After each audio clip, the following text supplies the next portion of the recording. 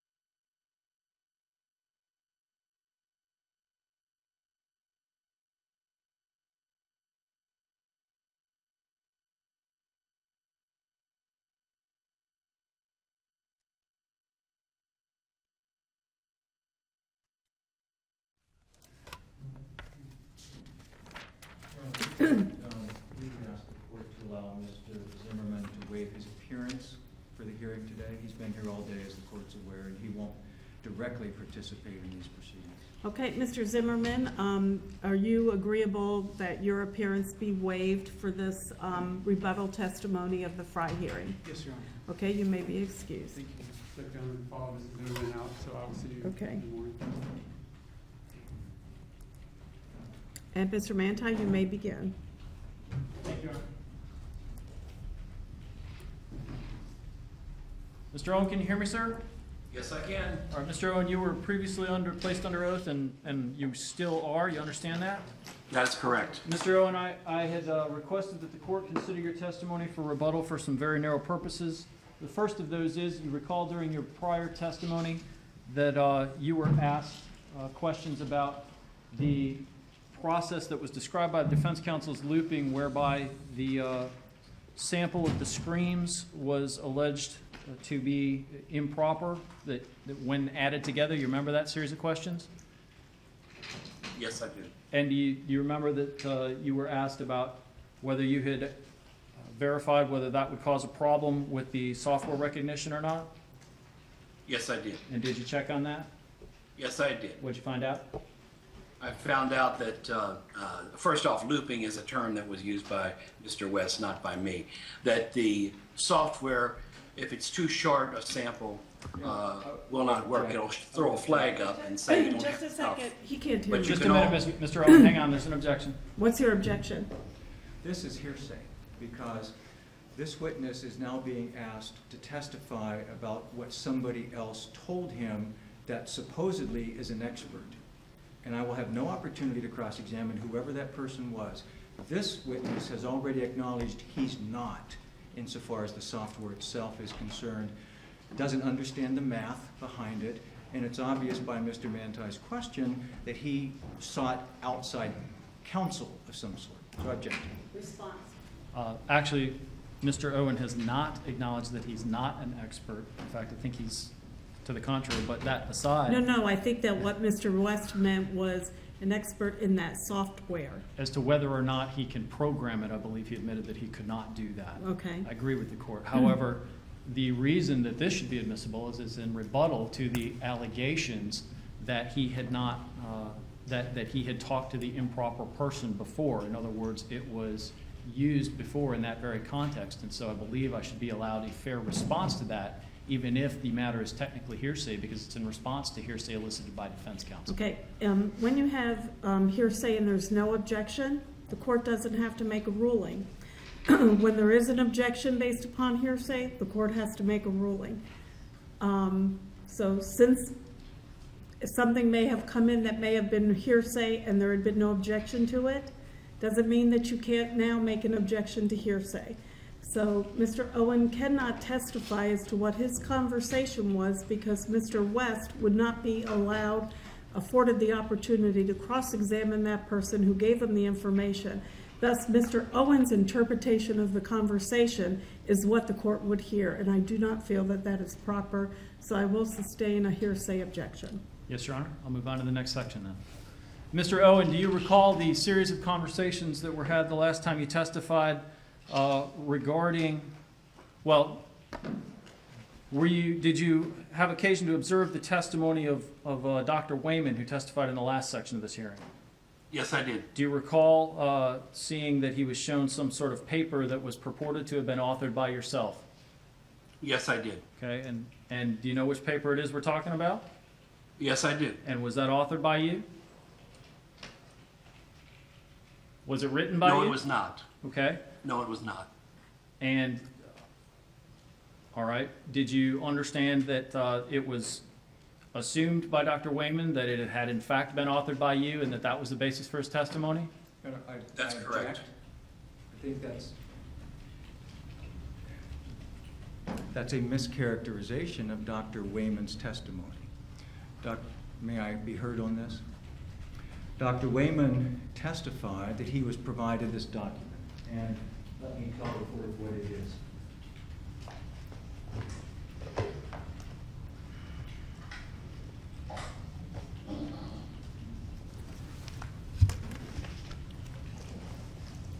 It was marked in the hearing, in fact. Let me pull the file back, the documents from the hearing.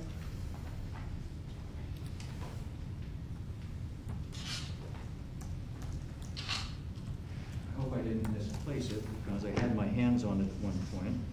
Oh, here it is. Thank you. It's Defendant's 5. For the record, it was not, I believe, admitted, or I'm sorry, it was admitted. This one was admitted. It was admitted.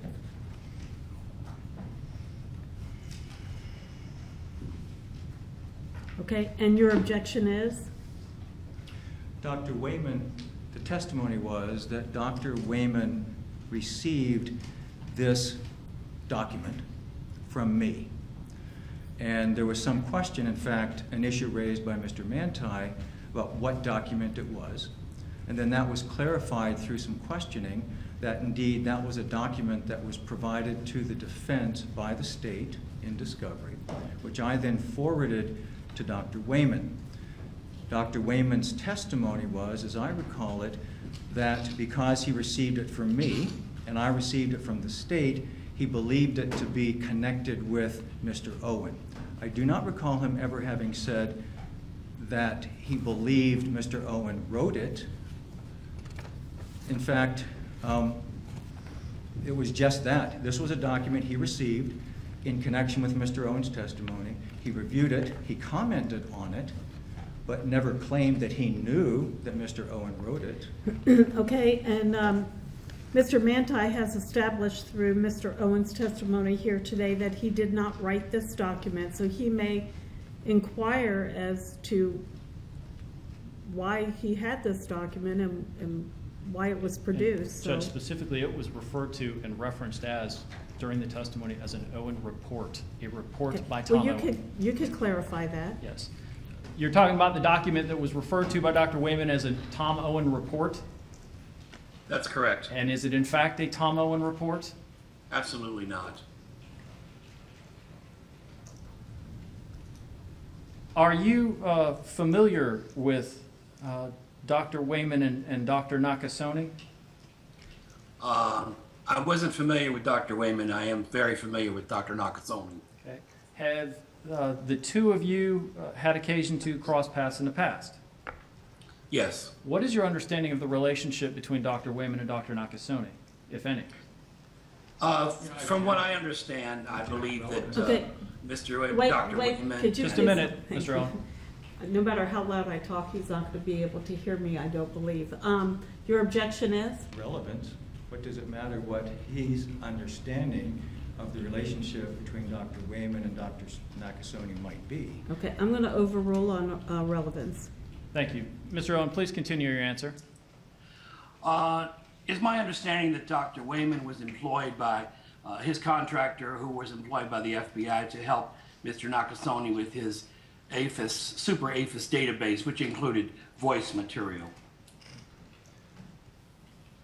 Have you and Dr. Nakasone recently appeared on, I'll call it, opposite sides of a different case? Yes, several times. Okay. And no other questions, Your Honor. Thank you. That is the scope of the rebuttal here. Okay, cross?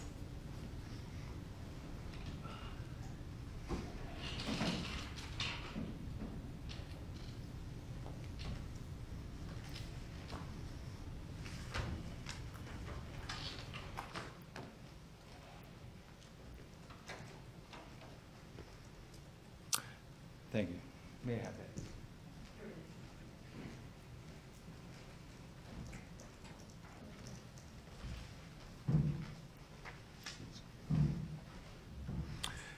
Mr. Owen, this is Don West. Hi. How are you doing today? Can you see me and hear me okay from where you are? Yes, I can. Great.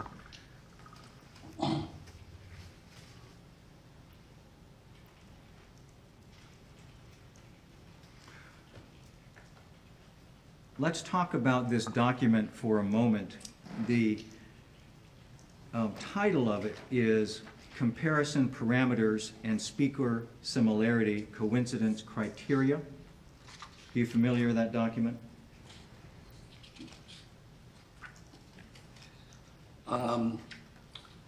Mine says draft white paper, voice recognition in law enforcement. Is that the document? Could you No. put it up on the screen? Let me see the first page. All right, See if I'm we're gonna talking about the same see thing. if I can hold it in a way that you can see it.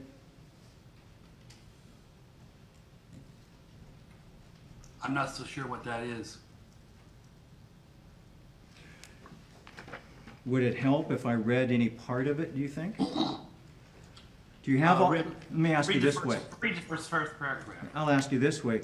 Do you have all of the paperwork that you provided to the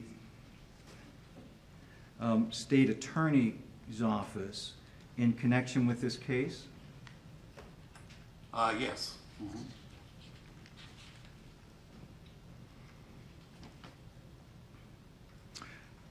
The title of the document I'm referring to is Comparison Parameters and Speaker Similarity Coincidence Criteria. The first paragraph reads, "The Easy Voice system uses two interrelating parameters of comparison, paren, first and second error types, close paren." The next paragraph begins with false rejection, FR, is a probability of error.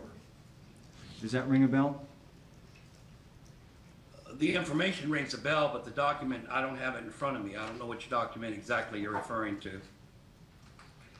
The next paragraph says false acceptance, comma, FA, is a probability of error when two voice samples being compared are considered of the same speaker. So,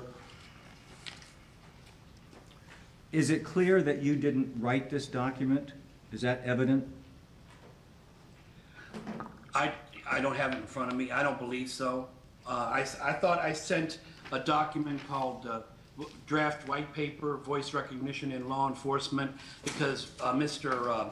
Wayman referred to, Dr. Wayman referred to various illustrations that are in this paper on page, that I'm looking at, on page 3 and on page 2. Show me page 2 and page 3 on the screen there. And let Sure. me see if I can identify it.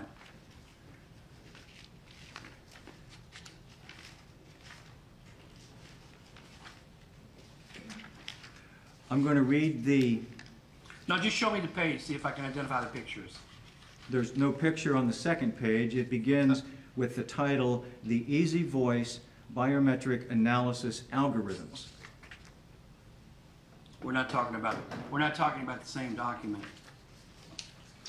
I'll skip a page.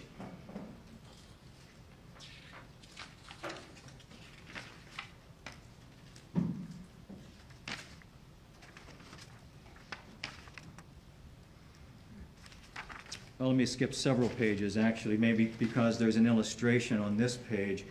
Of the document, it's page 7, and the first line on this in bold reads, Gaussian Mixture Models Based Method, GMM. And I'll hold that up for you.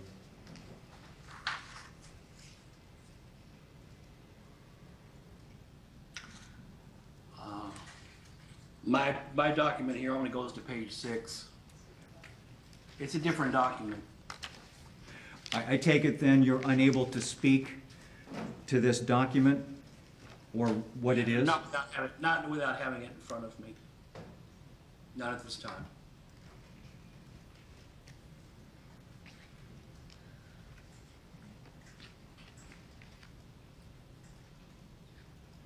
If I showed you the illustration on page 7 of my document, which is titled Gaussian Mixture Models Based Method, would you be able to look at the illustrations and comment on whether, in fact, these illustrations accurately portray the science of the Gaussian mixture model that your software uses? Let me see there what you've got there. No, that's not correct. The document, I'll put it on my screen if you put it down for a second. This is the document here that I'm referring to, which is basically a sales document. And the document itself later became a full-blown sales document called Speech Pro Voice Grid. which was the name of the software before it became Easy Voice. So the document that you have there is not a scientific presentation of how your software works? No.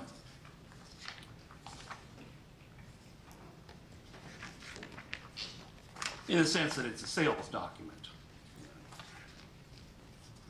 Would you be able to look at the illustration in the material that discusses the Easy Voice system and the algorithms that the Easy Voice system uses and comment on whether the illustration is an accurate representation of the Gaussian mixture method? I can't really say, I can't read it. Who is the document addressed to? Well, unfortunately, it doesn't have a name on it. It doesn't have a letterhead. It doesn't have a signature at the end, but the content... Is there a case site that's listed? Case? Like State versus Zimmerman? Oh, no. No, it's got no identifiers on it other than it's a discussion of how the Easy Voice system works. Are there any conclusions or opinions offered? There are not any opinions offered that relate to this case specifically by name.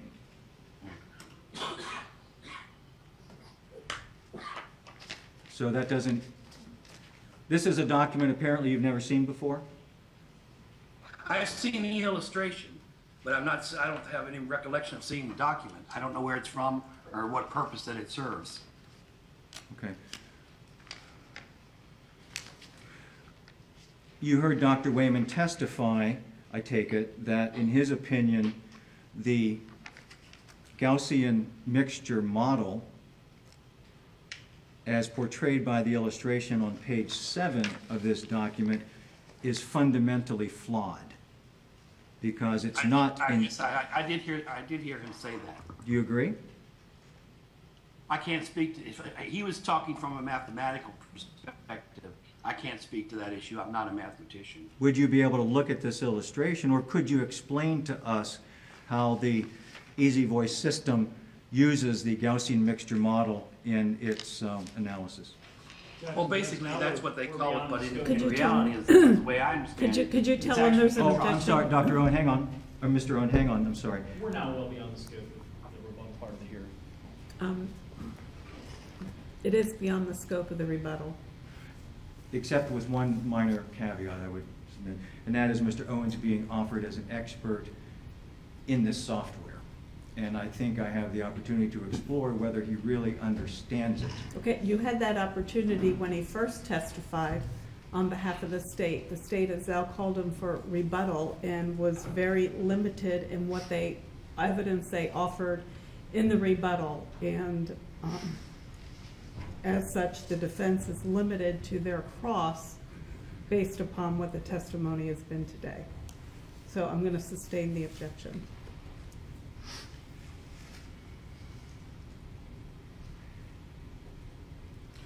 Would it be fair to say, Mr. Owen, that you do not have a math background that would allow you to understand the mathematics, the algorithms that are the basis of the software your system uses? Same objection, Your Honor.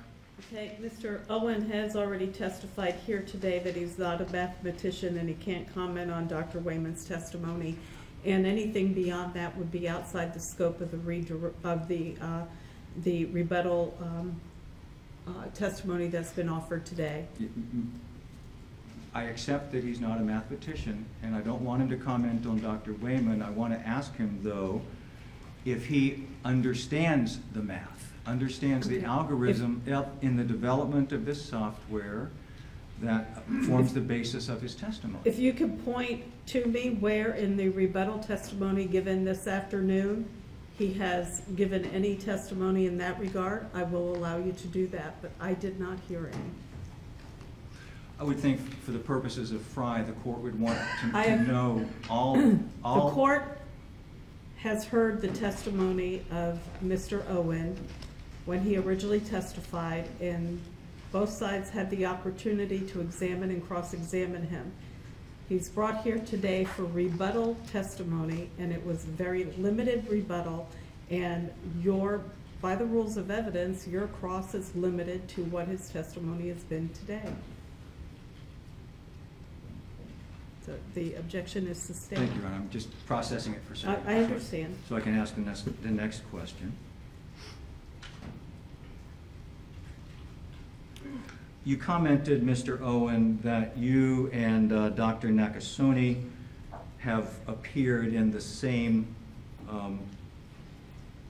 court case. Yes, several. When is the most recent case in which you've testified that Dr. Nakasone has also testified? Well, neither one of us testified. It was in Puerto Rico. We both wrote papers. I did a case where I examined 5 phone calls. Let me finish Let me finish. Let me interrupt you, just to keep the focus is all. I'd like to know the last case that you and Dr. Nakasone both testified in. The last case was in Florida. It was Judge Moore down in Miami. It was a federal case, and I don't have the exact date in front of me, but it was a while ago. Well, you're talking about a court case in Miami. Yes. In which both you and Dr. Nakasone appeared as expert testifying witnesses?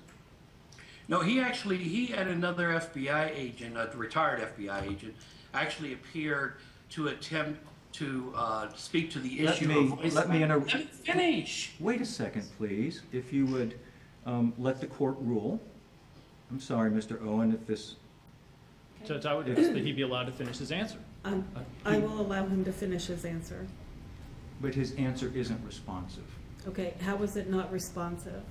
Because he's basically saying that the case he was about to tell us of, both he and Dr. Nakasone didn't testify. I want to know the last case in which both Mr. Owen and Dr. Nakasone testified as expert witnesses. Okay, could you please answer that question first? He can't hear me. Mr. Owen, when was the last case in which both you and Dr. Nakasone testified as experts? The case in Miami was an admissibility hearing, both for voice ID and to see that I would get appointed by CJA. That's what the case was about. It was preliminary. The judge ruled that voice ID was okay. Wait, please. Just let him finish. I can't let him finish, Judge. It's not responsive. The question was, name the case and when. Actually, that was not the question. It is now. When was this? But you're amending your question, and I am going to allow him to finish answering, and then you can ask your next question. May I repose the question? You interrupted him while he was giving his answer. He would like to finish his answer, so if you would... The answer wasn't responsive because Mr. Owen wants to talk about the substance of the testimony. Well, he's not to talk about the substance of the testimony. He was in the process of telling us what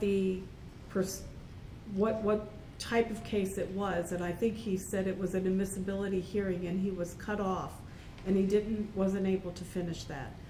So May we ask him first for the year so that we can then go from there?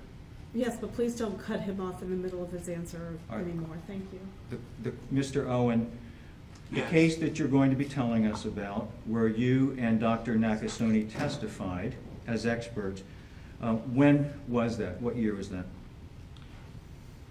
It was in the 1990s. I don't have, hang on a second. Jan, look it up on the testimony. Miami. I'm going to have somebody look it up for you. And in the meantime, let's Judge, just take a minute then. and in the meantime, Judge, I'd ask you to be allowed to finish his answer that he was giving. Okay. You can I would finish. object to that because of this. Because Mr. Owen said that he's only used this software for the last year and a half or so, and that he's used it, I guess, altogether in some version or another, maybe, what, 2 or 3 years. This can't be the same methodology. Well, but that was not your question. Your question was, when is the last time that you and Dr. Nakasone testified in court together?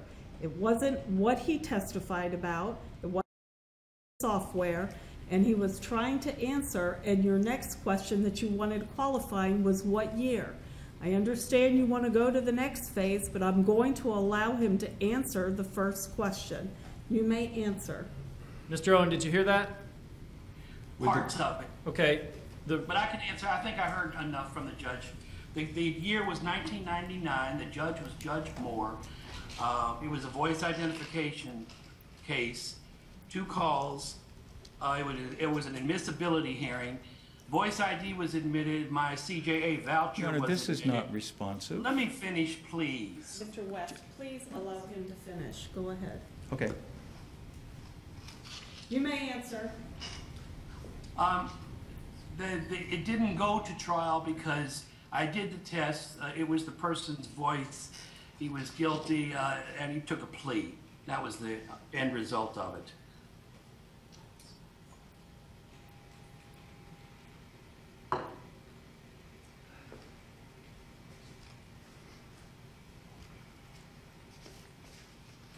Did you use the software in that case that you used in this case? Sure, I used, in that case, I used multi-speech. I also used multi-speech in this case, as well as EVP. Did you use Easy Voice Biometrics? In 1999? Correct. No one used Easy Voice in 1999. It wasn't available. Thank you, Judge. Nothing else. Okay, any redirect? No, thank you, Your Honor. Okay, Mr. Owen, thank you very much. Your testimony is concluded. Thank you, sir. Thank you. Thank you, Mr. Owen. Thank you.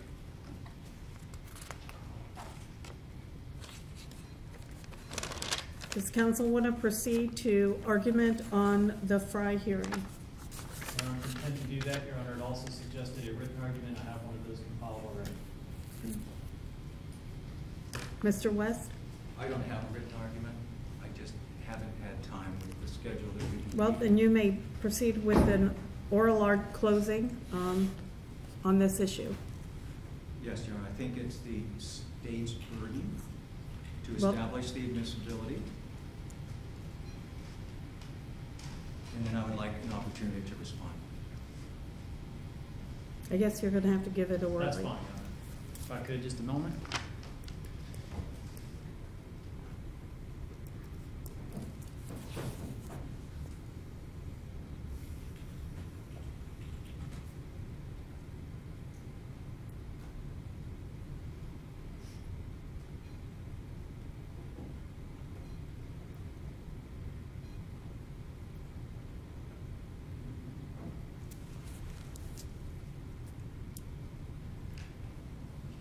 I'm going to begin at the beginning, Your Honor.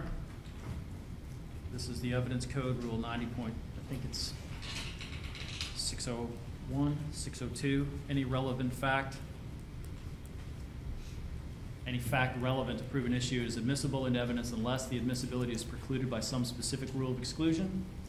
That's still the law as far as I understand it.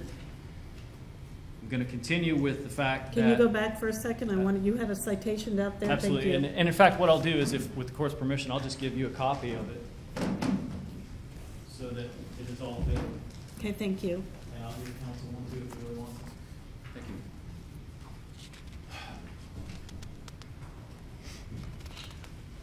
Secondly, Your Honor, I'm going to cite the Searcy case. It's S-E-R-C-E-Y versus State. And just so there's no confusion, that what the court can have as well. The issue of whether the particular analysis was performed in the proper manner, including whether sufficient quality control procedures were used to ensure the accuracy of the test results, is a question of credibility and probative value for the jury to determine. Florida law favors letting the jury sort out contested matters. Evidence is presumed admissible unless there's a specific rule that bars it. Mr. Owen, as you've heard him testify, is hired by the newspaper. He spent many hours analyzing the tapes in this case. He has years of experience. He's been accepted as an expert in many courts before, state and federal. The same software that he used in this case, he also used to determine that there was no racial slur uttered by the defendant, which was the initial reason he even got involved in the case. He also matched the defendant's yells to the defendant as he testified. The same methodologies as the others. He listened critically. He did employ some form of the spectrographic visual. He did not use it or call it a voice print, and nobody does and nobody has in years. It's sort of a straw man that's been erected by the defense in this case. He did use the computer algorithms. He's analyzed screams before. These screams alone didn't match the defendant, although the other sounds, as I said, the defendant's reenactment yells, even when he, as he testified, elevated the pitch several semitones, the defendant still showed to be himself. The only thing that didn't match him was the screams.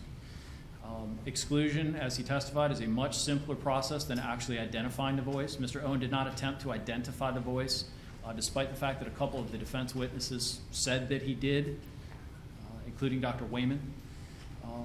And there were no flaws in the processes themselves. Dr. Reich also was originally hired by a newspaper. He has spent hundreds of hours analyzing these tapes. He's been provided with the forensic tapes from both the defendant and the victim.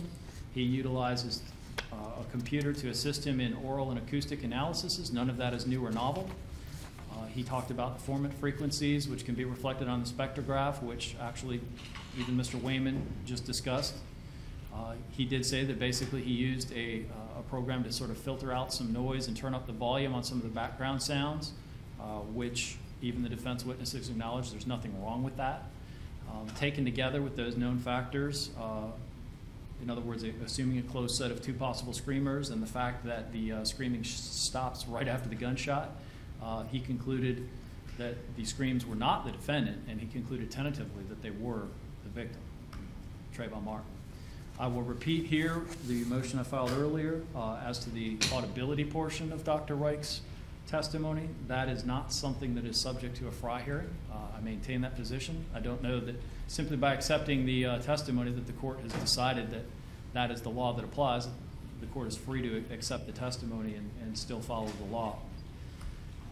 Dr. Nakasone himself testified that oral listening, spectral, and computer recognition are all valid methodologies, and they are all methodologies that he himself used in analyzing this evidence. His statement was that he differs in his opinion, but he has no quarrel with the methodologies used in this case by the state's experts. If anything, and I think his testimony together with the other witnesses was that what's new here is this new working group, this one-meeting working group, this group that is attempting to sort of identify or start talking about vocabulary and standards. That's what's brand new. The stuff that got used, the things that got used, none of that's new and novel. What's new and novel is the sort of critique that we're hearing. It's not to say one or the other is completely invalid, but if there's anything that's being new and novel here, it's this criticism. Dr. French, point out he's never testified in a U.S. court before. Doesn't mean he can't, doesn't mean he shouldn't. He did testify that all three methods have their place. They are all validly used. None of them are new and novel. He is not an advocate, unlike the working group that we heard from the other defense witnesses. He does not believe in setting these bare minimum standards for duration and number of words and such like that. He says, actually, consistent with what Mr. Owen said, that you need actually less evidence, less sample to make an elimination as opposed to making an identification. He had all the materials. He used different computer programs. He says that often he does analyze forensic samples, and they often are in fact workable, as opposed to some of the other defense witnesses. This one, he said, isn't suitable because of the screaming. Dr. Doddington has only testified once ever before. It was a hearing in Minnesota 30-some years ago. He has never analyzed forensic samples. He did talk about all three common methods of voice analysis. He said that you can become familiar with a voice by repeated listening, and a familiar listener still has the best chance. He was never provided the victim's exemplar here. He listened to the tape for 3 or 4 hours on his desktop computer. He did include analyzation by spectrograph. He said, in his opinion, a forensic sample, again, disagrees here with Dr. French, that a forensic sample is never sufficient. He talked about the concept of listener bias, and I will submit that there is The allegation, I think, by the defense is that Dr. Reich must have had some kind of listener bias wanting to hear certain things. I submit to the court, and the court can draw its own conclusions, there is a bias equally in the opposite direction of, and especially as it relates to Drs. Wayman and Doddington. If this is a forensic sample, we're not even going to bother, especially since it's a scream. Our bias is we're going to assume, without even listening to it, that there's nothing workable there. They both said that. If there is a bias built in, I submit that's equally strong. That different communities can disagree. It is important that different scientific communities and scientists within communities disagree. That's how science progresses. Disagreement by itself is not a problem. He confused a little bit Mr. Owen with Dr. Reich. He is not aware of mandatory standards that are set in other fields, and he has not researched speech in depth. And he also said something that I think is a bit telling, and that when he runs into others with different views, that sometimes their attempt to be suppressed. That is sort of the idea of imposing minimum standards on people. Dr. Wayman, he's never been tenured or recognized by any U.S. court as an expert in anything. Again, doesn't mean he can't be, just means that when we're talking about the particular witnesses in this case, these are things for the court to consider. He also does never, ever do forensic casework. He spent actually almost zero time listening here. I think he said under 10 minutes. He was never provided the victim's exemplar. He doesn't know what Dr. Reich's method was. He doesn't know what Mr. Owen's software is, and he based his entire opinion on an incorrect assumption about that paper. He complains that other people's reports aren't detailed, but he hasn't written one himself. He already formed an opinion, quote, the first time he heard it. He was, again, as I pointed out, inconsistent with even Dr. French. He comes up with legal conclusions. He told you about his disagreement with the federal courts as it relates to the fingerprint standards, and he also talked right here about whether or not the product rules, as far as DNA, satisfied the Frye standards. I understand he has a very strong opinion. He's a very smart guy, but he does try, I think those two things evince it very well, to go a little bit above and beyond where he ought to be testifying.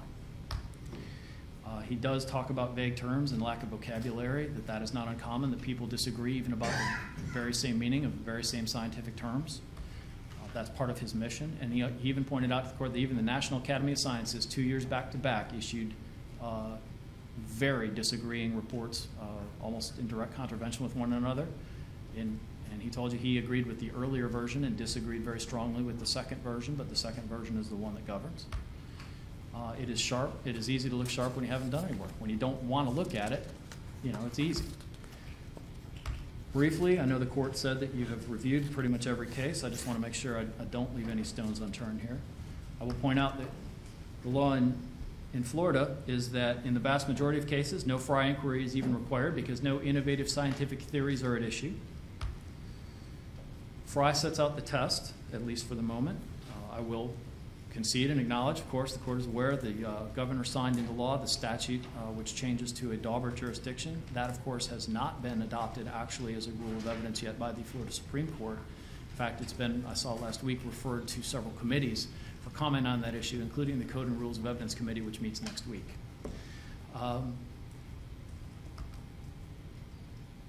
In this case, in IBAR, and I would argue in this case as well, what we're talking about here isn't some new or novel scientific theory, in which case the Frye test isn't even really implicated.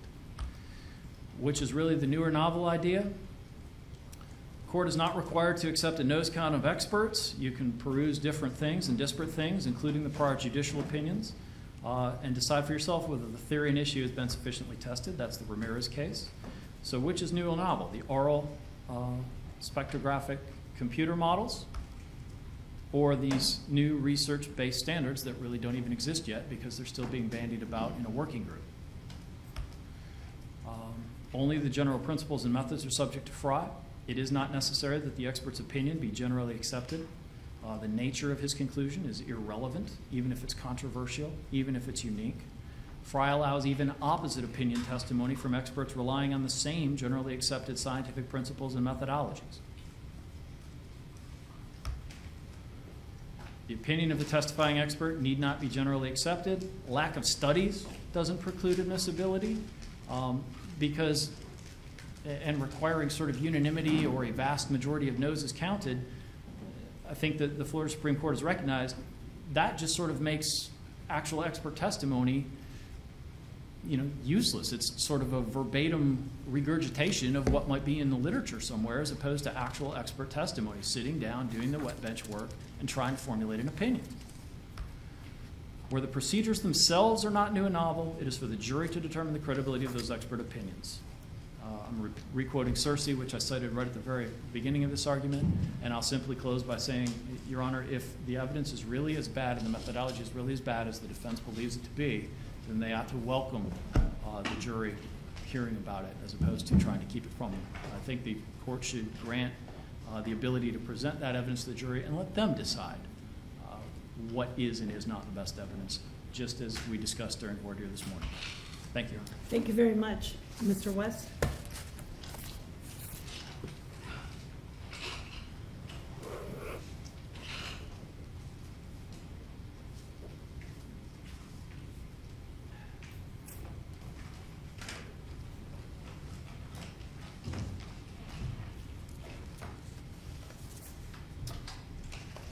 I too will be brief, because I know the court commented that it's reviewed the case law extensively and that the court took extensive notes during the testimony.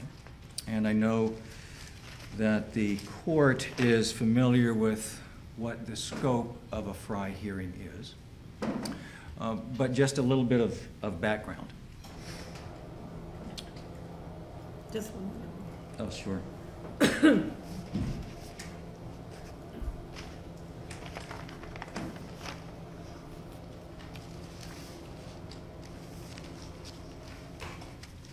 Thank you.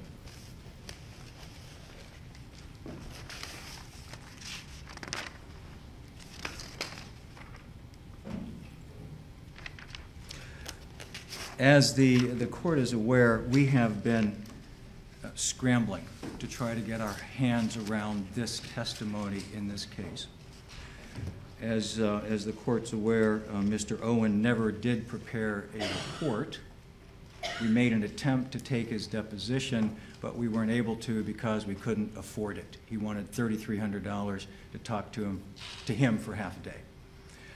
By the time we brought it before the court, and Mr. Owen agreed to reduce his fee to a minimum of 4 hours, it was already, I think, a day or two before the Frye hearing was about to start. It was simply impossible for us to explore that in great detail. We learned of Alan Reich at the last possible moment under the court's discovery order. We got his report on May 10th at the end of the day. That was the first report. In fact, that was the day after we were supposed to try to schedule his deposition without even knowing at all what he was going to say. We got that, and then we tried to schedule his deposition, and he was ill. And we finally did part of a deposition on May 24th or 25th, somewhere around there, where we learned that Dr. Reich isn't done yet, won't be done, and won't even be done probably during this trial. At least he's not done yet. There's been no follow-up report. We still don't know what his method was, what his conclusions are, but we do know so far that no other expert has found any of the things that he claims to hear. We'll talk about that more in a moment, under the context of Frye and trustworthiness and accepted within the relevant scientific community. Without having received his preliminary report that the state had for almost a year, we took his deposition when he revealed the first one, the one that he did for the Washington Post. We got that sometime well after the report that we'd gotten on May 10th and after the deposition on the 24th, I think. We are absolutely scrambling to just get our hands around this, and we're not even there yet. But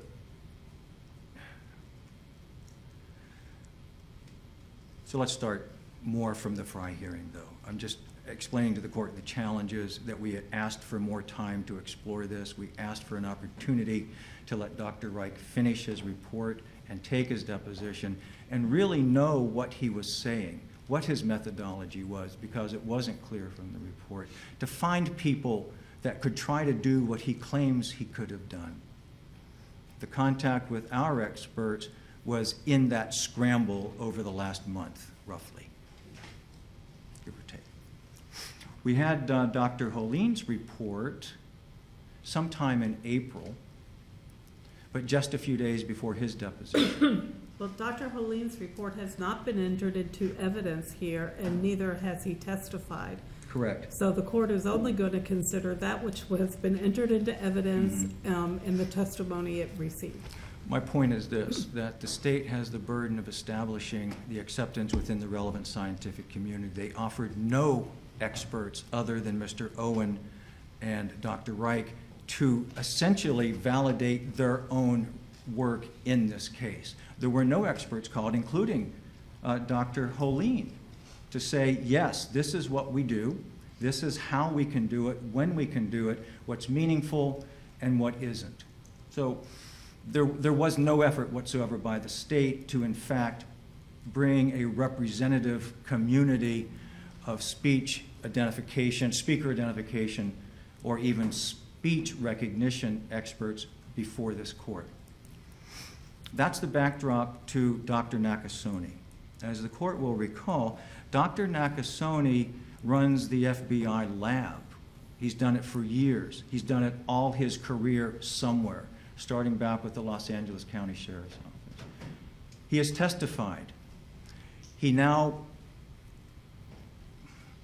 in fact, he said they don't testify now because there isn't an accepted methodology in the FBI's opinion that is reliable enough to result in forensic testimony.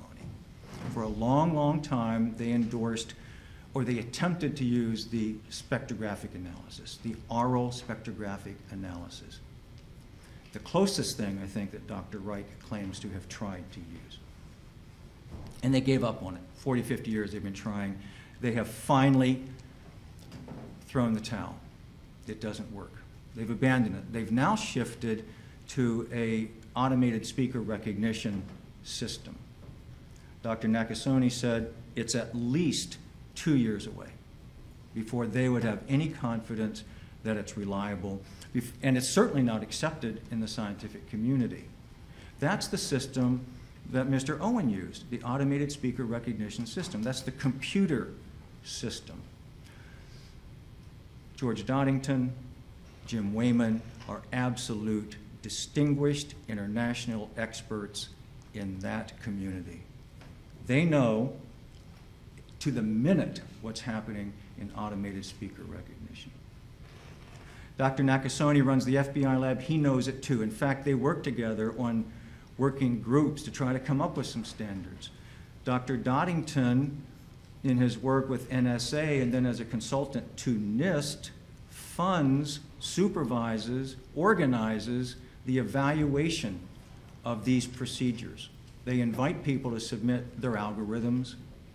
They invite them to submit their techniques. For example, Reva Schwartz with the Secret Service uses the oral perceptive technique, and they submit them for real testing, real honest-to-goodness testing with clear experiments designed to see where the state of the art is.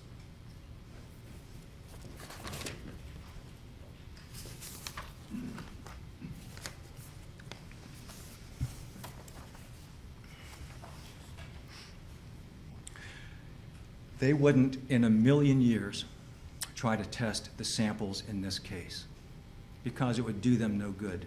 They know the speech samples in this case, a few bits and pieces of somebody screaming is simply unsuitable for any kind of analysis in this case. And they can know that quickly. When you know what you're talking about, you know pretty quickly how to assess something. To suggest that George Doddington or James Wayman don't know what they're talking about because they don't run a private forensic lab for profit that they don't know what's happening in the scientific community, that they can't tell this court, as they did, that this is a fool's errand.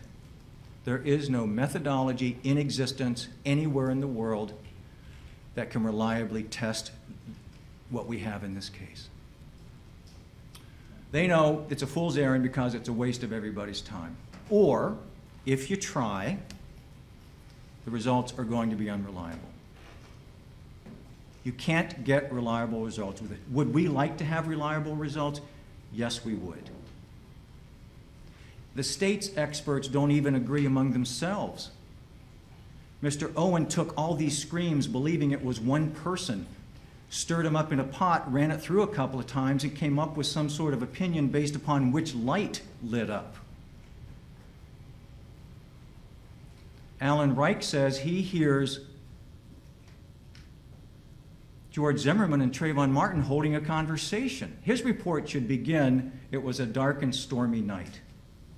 There's nothing scientific about that. There is no methodology in existence that allows that man to come up with what he said. Because if there were, Nakasone, Doddington, and Wayman and French would know about it. And it would be, in Dr. Nakasone's words, breathtaking.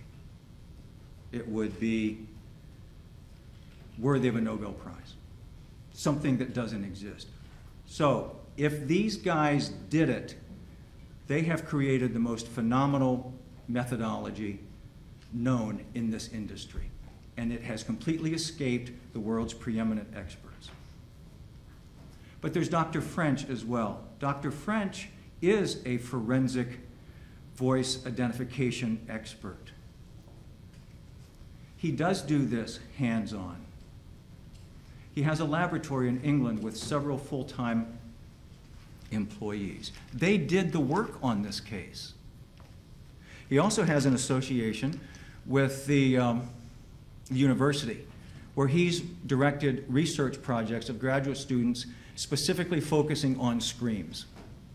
Can't be done. In fact, it's worse than they thought. You can't do it because it's garbage on the other side. He says it's ridiculous. He says it's absurd, and he has significant questions about what methodology Dr. Reich used, if any, frankly. The conclusions that Dr. Reich claim about the percentage of growth that Mr. Martin may have in its relationship to the pitch and all of that stuff is not founded in any science anywhere. He's making it up. He's making up the words that he claims to hear. No one else can hear them. He didn't use a blind listening panel, as the FBI does. When they've got a tough call, they don't convince each other what it says. It doesn't take them 700, 800, 900 hours to tease out something that's not there so they can put their scientific stamp on it and say, aha, this is my expert opinion. Dr. Nakasone uses a blind listening panel. They do whatever they do and then listen to it. And if it's there, it's there. If it's not, it's not. Dr. Nakasone was not allowed, under the scope of his TUI letter, to review the methodology of Dr. Reich or Mr. Owen. His testimony was limited to what he did and his understanding of the acceptance of various methodologies in the relevant scientific community. Does the court understand what I'm getting at? I do. Okay, that was clearly defined in a letter. I can provide that to the court as an exhibit. I just didn't think to do that. However, Dr. Nakasone's lab did the work at the request of the state in this case. Dr. Nakasone found 2.53 seconds of speech, meaning not that it were words that you could understand, not that it was suitable for analysis under any of the methodologies, just that when you cut out the noise, the masking, the overlapping, all you had left was 2.53 seconds of screams in a life-threatening situation. A life-threatening situation the so-called death cries, is of no use to a real forensic scientist. There was testimony about what would be. Dr. French was clear about that. You need words, you need clear sounds, you need enough speech to be able to compare it to someone else. And you can find those bits and pieces. You can use your training in phonetics. You can use your abilities in, with the computer software, if it in fact been developed to the point that it was reliable, to find these matches, to come up with a point where you may be able to render an opinion, but not here. And the experts that tried, Dr. Nakasone in his FBI lab, said you can't.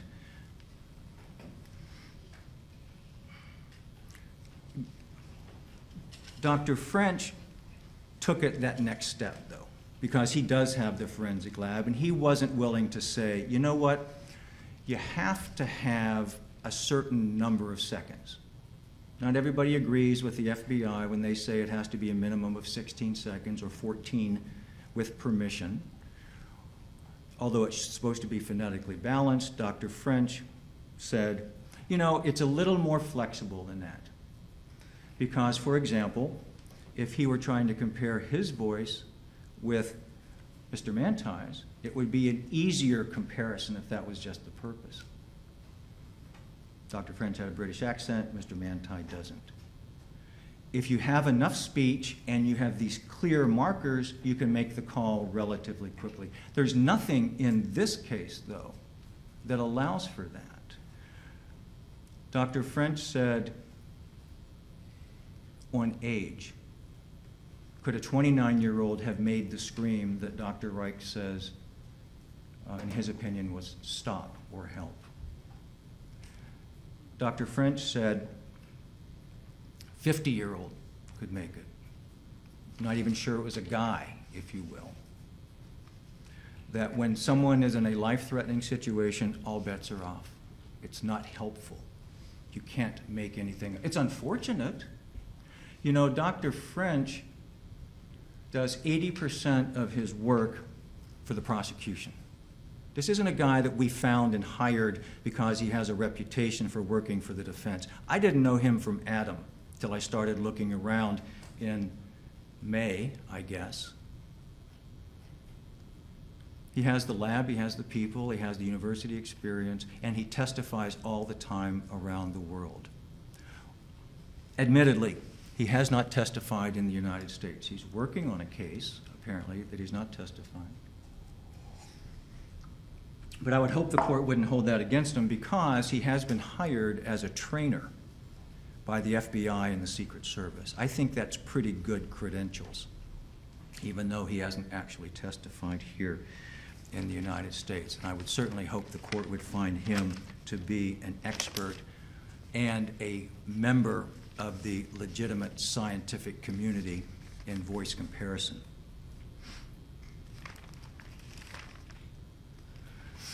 George Doddington doesn't testify because that's not what he does. He gave that up 30 years ago. It's astounding that he made the trip to get here, frankly. He is the scientist's scientist. He started doing speaker identification and voice recognition in the 70s and has done it every day since.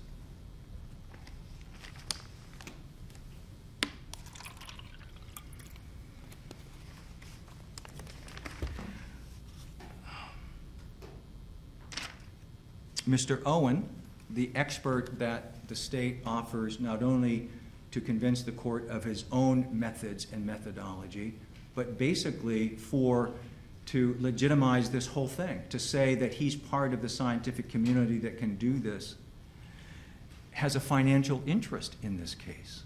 He gets paid every time somebody buys the software. He went on television promoting his software in connection with this case.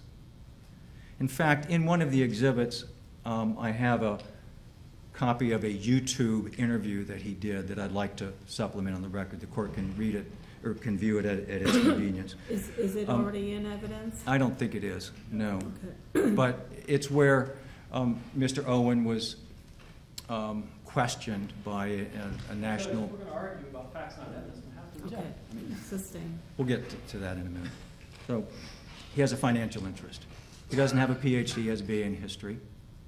He's only used this software for a little while. He's only testified once using this software, and he's not quite sure what version that was. And it was admitted, but it was in an uncontested matter, not involving screams.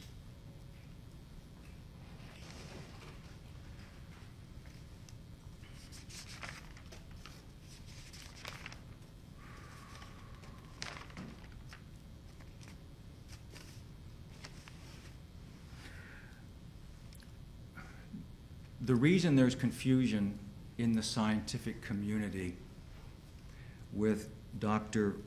Reich's approach to this and his findings is because the best scientists in the world can't figure out what he did.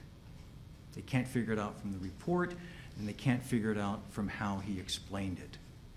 It's almost as if he turned it up really loud, and then he claims to be able to hear this stuff.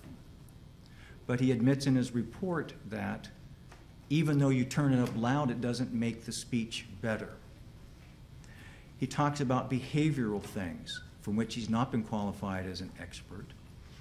He makes random associations not based in science to come up with some sort of conjecture and speculation that it's clear the scientists say is the product of examiner bias. He spent probably 1,000 hours on this. He's listened to it enough over and over and over and over again that he can convince himself something's there. And curiously enough, being hired by the state, that it all seems to be against George Zimmerman. The taxpayers have already invested more than $70,000, and he's not done yet. I think we should shut off the faucet. Just a second, your objection is? The objection, that's another fact, it's not evidence. He said he hadn't added it up yet, and that was the testimony. What he said Okay. is he got paid $6,500 so far. Right, so far. That's not right. Because he has not finished doing what he was doing. Yeah, he charges $100 an hour, and he's I got have all well that over on there. 700 hours in this case so far, with what sounds like another couple of hundred to go. He took this on himself, Judge. Nobody even asked him to do it. He just sort of saw this in the news and thought he would get interested and start spending all of his time on it. And then he was able to get hired by the Washington Post to come up with this assessment. That's the preliminary report you have there. And then on top of it all, he still doesn't really even have an opinion. It's all preliminary. He's not even sure he can come up with a definitive opinion. This is where he's gotten so far, and the trial has started.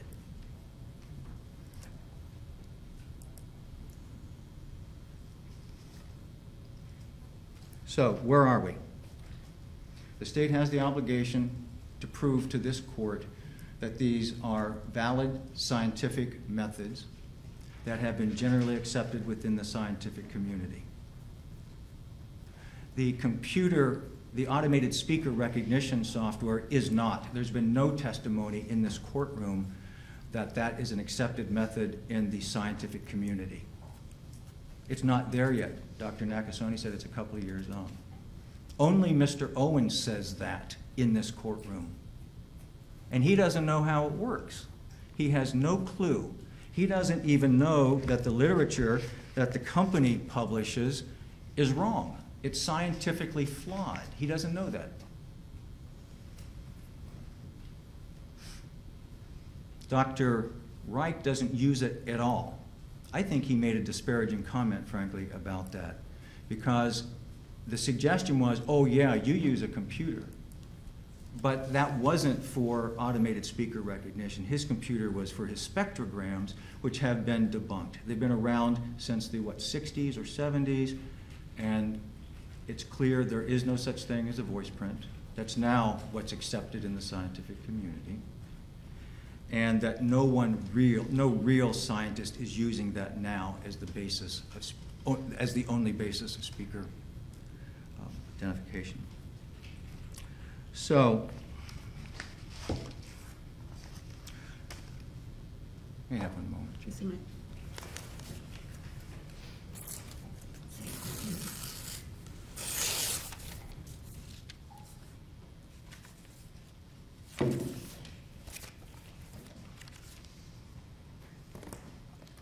That brings us to Ramirez, if you will. As the court clearly knows and has studied the Ramirez case, there's really two parts, I think, to the new and novel aspect of this evidence. The first part, I think, is there a methodology which is generally accepted by the scientific community? And to some degree, oral spectrographic analysis has been around a while. The oral perception, the listening, the critical listening, has been around a while. In fact, Dr. French uses it, testifies about it. And the automated speaker recognition is starting to get some traction, although it's not there yet. So generally, there are some methods, there are 3 of them, for which there has been some acceptance in the scientific community. Dr. Doddington says, no way. You can't do it yet.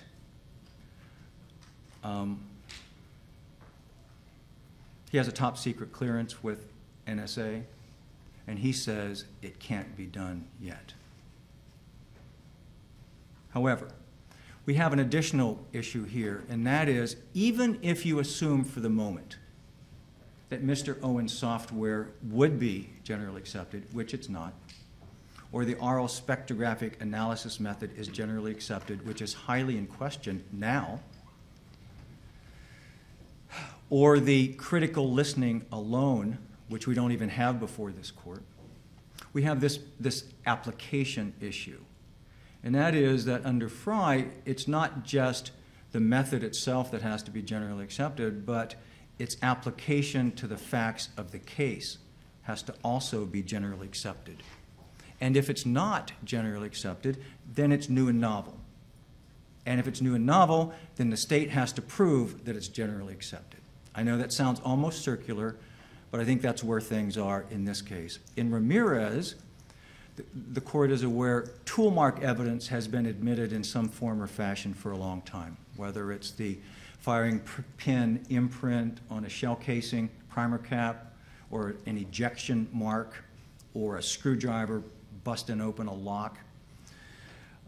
That stuff's been around a long time. However, in Ramirez, the proposed expert claimed that he could specifically identify the marks made by a specific knife on some bone or cartilage. And that had never been done before. And they had several hearings, as you know. There's 2 or 3 Ramirez opinions.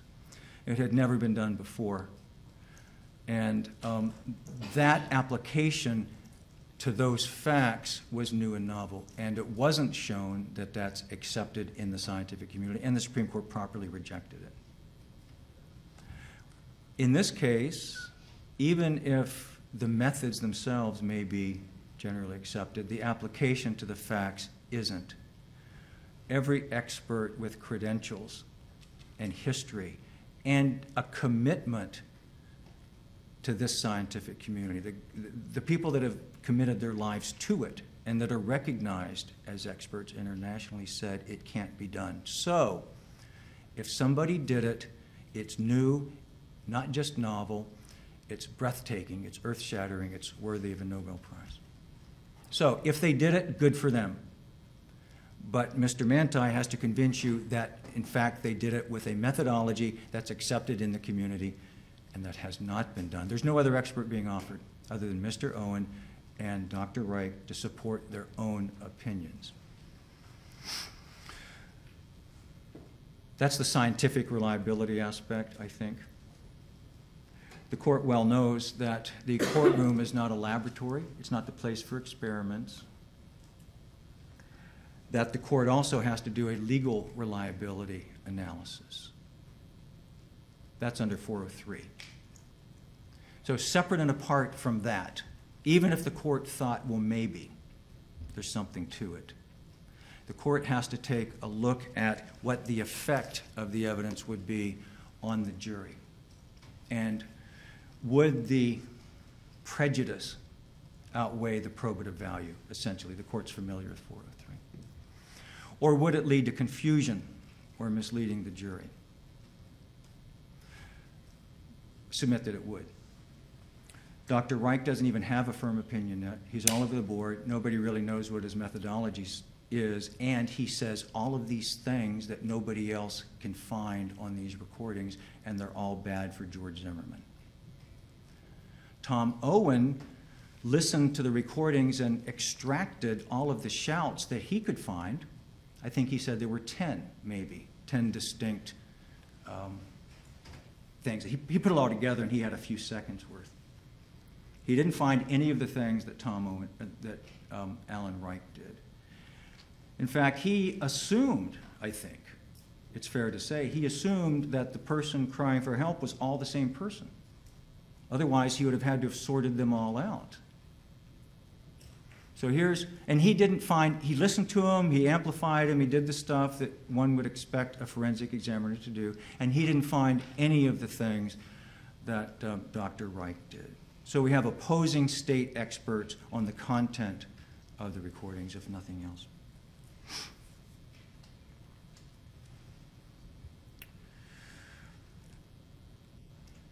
Submit, Your Honor, that this is perhaps the most important evidence in the case. It caught the attention of jurors. Most of these jurors said they knew something about the recordings. Some of them even knew that we were litigating this issue, unfortunately, frankly, that they knew that. Some of them even knew that the court was going to have to decide whether the experts can testify or whether they can't.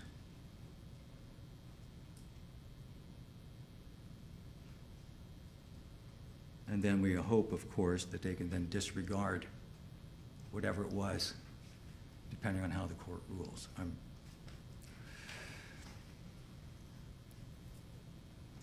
This evidence must be excluded on 403 grounds. It's not helpful to the jury. It's going to confuse them. They're going to find nothing out of it that's helpful. And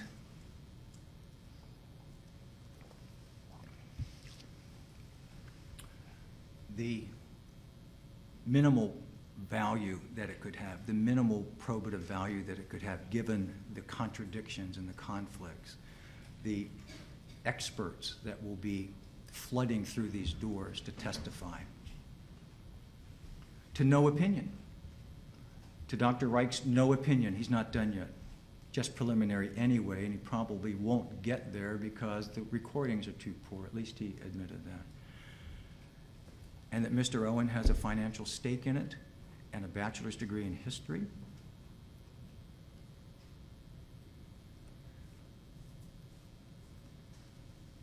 I'm going to sit down, Judge. I've been here a long time, and the court has been very, very patient, and I appreciate the opportunity to make this presentation. It's consumed a lot of time, so I know the court has spent its time productively, and I would ask the court, for all of the reasons stated, to exclude this confusing, misleading, and unreliable evidence. Thank you very much. Response? Rebuttal? Judge, I didn't see Rule 403 mentioned anywhere in the motion that's pending before the court. That being said, the accurate quotation is there is a substantial danger of unfair prejudice or substantially outweigh any probative value. That is, as I understand it, the actual law. This is not an acronym contest. Rule 90.702 is in place for a reason: scientific, expert, or other technical knowledge. One does not have to have a PhD to testify about something. I will submit to the court that the average mechanic doesn't have one either, but he can tell me how to set my ignition timing. Let's talk about the evidence briefly as opposed to what Mr. West wishes it was. Dr. Reich said he does have an opinion. His tentative, not preliminary, tentative conclusion is that the screamer is none other than Trayvon Martin. What he said was not finished yet is his analysis of the background conversation, and he's, remember, considering two recordings. That is the defendant's non-emergency call as well as the 911 tape. It is the non-emergency call in which most of that background information is referenced, and frankly, none of the other scientists have bothered to listen to that one. None of them. I believe Dr. Boddington testified that he listened to it. In fact, he had gotten some software for amplification off of the internet. Stand corrected. He spent a couple hours listening to it at his desktop computer through those speakers. Just for clarification, Judge, so we don't lose the point, Dr. French did that analysis in his lab as well on that comment. Thank you. In any event, as far as the discussion about the depositions or the ability to depose the experts of the scrambling, I will point out that if the defense didn't get started seeking experts on this tape until May, that's not the state's fault. Number two is, I will also point out that while Mr. Owen was actually, even at the court's request, voluntarily agreed to not only hold days open for his deposition, but reduce his fees to something that the defense had requested, which he did, they still elected not to depose him. This, despite the fact that the defense disclosed not one, not two, not three, but 4 witnesses, one of whom I actually spoke to the day before he testified, all within a week or so. So the idea that there is some kind of inability or insurmountable difficulty, I think, I'll let it speak for itself. Dr. Wright testified what his methodology was. If someone else couldn't understand that or disagrees with it, that doesn't mean that he didn't explain it. He explained it that he uses the oral spectrographic method. That's what he did in this case. He used it on his computer. As far as Mr. Owen, he said he'd used critical listening, which is part of the oral spectrographic method. He displayed spectrographs, which is part of the oral spectrographic method, and he also used computer voice recognition software, which, while the FBI doesn't agree that it is currently available for use, Mr. Owen told you the National Security Agency, the DOD, NCIS have all purchased it, all use it. It is something that's generally accepted for use. As far as the financial interest, I think Mr. Owen made it clear, if he has one, it is pretty minuscule, and he hasn't made hardly anything, and he only, in any event, I'll let the court recall his own testimony about that. The defense witnesses can come in and tell the court that they are smart guys, and they are. They cannot, however, speak for the entire scientific community because, frankly, they can't agree even on what that community is. They're interested right now in trying to define the vocabulary across communities. That is the main focus of their working group. That is what's going on, the development of these standards. I'm going to use the example of, to say that one need not be familiar with how to write a computer code in order to be able to use the computer program. It's the same thing that the DNA analysts confront every time that they're confronted with the question about whether they can construct or are familiar with the samples taken for the DNA population database. The Supreme Court of Florida has held they don't have to be. They just need to be generally familiar with how they operate. That's what's the same things going on here with people using computer software programs. You don't have to be a program writer to be able to use it and offer testimony about it. There's nothing in Frye that requires that. Finally, I'm going to point out that as far as the defense's experts and whether the defense wants this evidence admitted, I'll put it like this. The jury also told you that at some point in time they'd been hearing media accounts that there were witnesses who claimed it was the defendant screaming. If there had been any such expert who will come in and offer anything like that conclusion, they would have been here. It is for that reason the defense doesn't want this evidence admitted. And as far as trying to unring jurors' bells about what they've heard in the media, we've covered that. But that is as really a problem, if it is indeed a problem, is that there has been information put out there, and it wasn't by the state's experts, that supposedly there was an expert that said it's the defendant screaming. If such evidence exists, you wouldn't be hearing the defense complain that it didn't meet the Frye standard. So I say all that to say this, Judge. The evidence should be heard by the jury and let them decide, as the law generally is inclined to require. There was nothing wrong with the methodology either in what was used or how it was used in this case. What you have are some very diametrically opposed opinions about what conclusions to draw from the application of those things to that evidence. But what's new and novel about them is the idea that you shouldn't even try. The two experts that were hired by the newspapers and subsequently hired by the states at least did that. This jury should be allowed to as well. Thank you. Thank you both very much. May I respond briefly only to two factual matters, not legal ones? You need to do your paper, go ahead. She needs to change paper, just a moment.